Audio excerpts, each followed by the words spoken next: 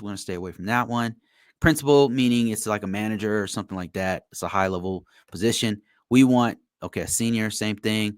We want somebody who's on our level. And I don't know where you are. I'm assuming that you're going to be not necessarily entry level, but not necessarily a manager. So I'm looking for those kinds of jobs. And I think what's happened is it's keying in towards me because I'm not seeing entry level jobs here. This is crazy. Okay, I'm gonna type in cybersecurity entry level. So my rationale behind this search is I'm looking for jobs that will fit into where you're at currently.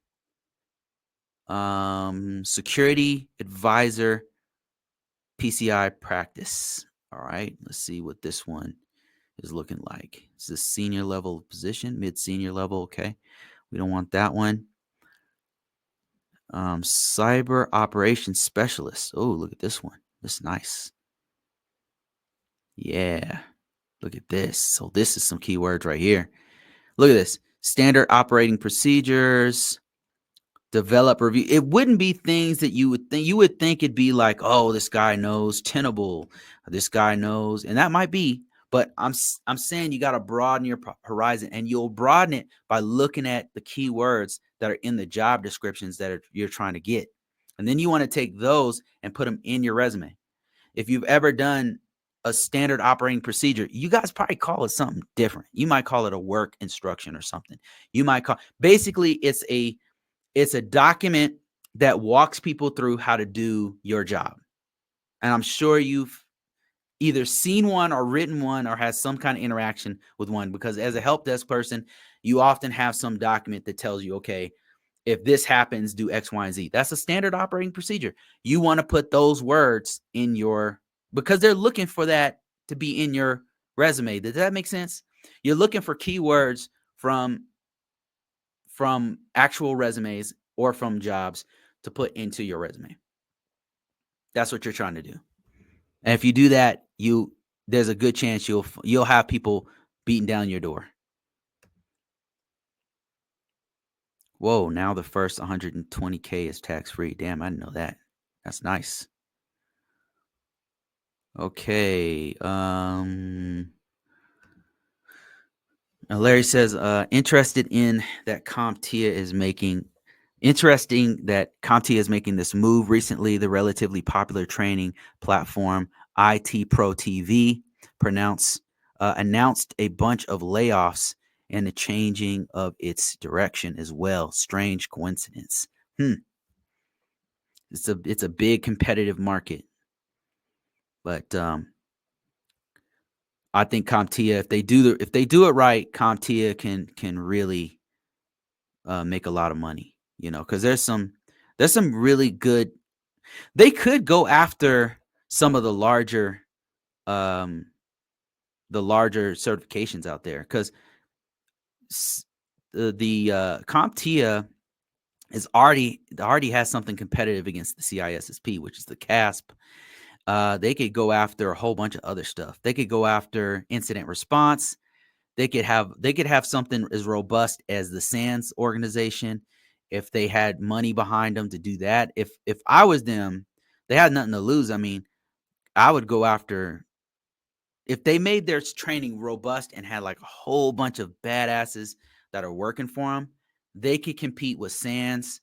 They could annihilate the EC Council. They could annihilate them. They could get right up there with ISC2 Square or ISACA. They could have something like that if they do it right. So it's not a bad move, in my opinion. Of course, there is risk involved, and if they screw it up, it could be like what's happening with Star Wars right now.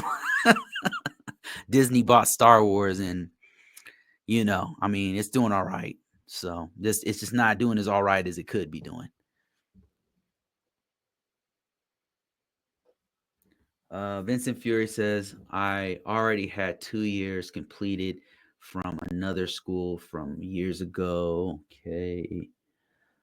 Can I get a job if I have a record? Yes. Yeah. Definitely possible.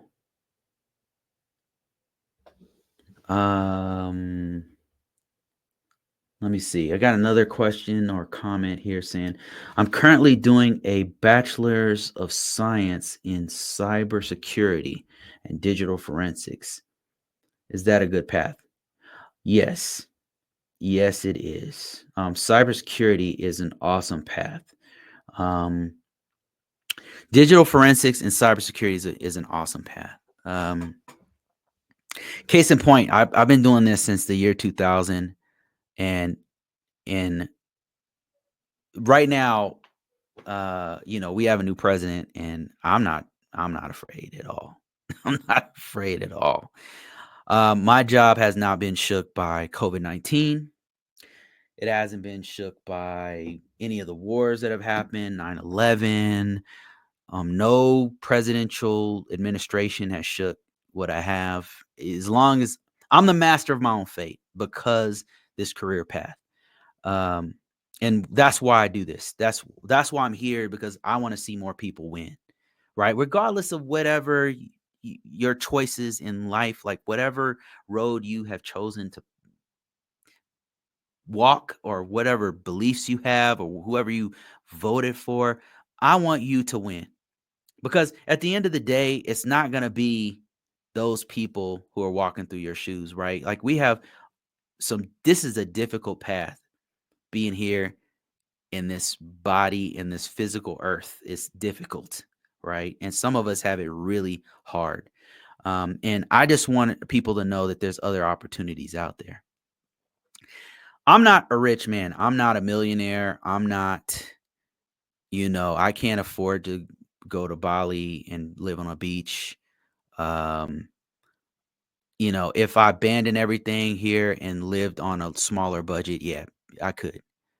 I got kids, right? I got kids who need me. I got people here who need me. So, um, my point is, this career path has allowed me to come from very humble beginnings. I've come a long way. I'm not super wealthy. I'm not, but I do own two homes. And I know how blessed I am, because I came from a place where I have nothing. Um, I want that for you guys. And that's why I'm telling you, you can do it, right? If I can do it, somebody who came from nothing, who is a high school dropout, can do it. You can do it too. Am I saying it's easy? No, it's not easy. This shit wasn't easy. I had to make a lot of sacrifices.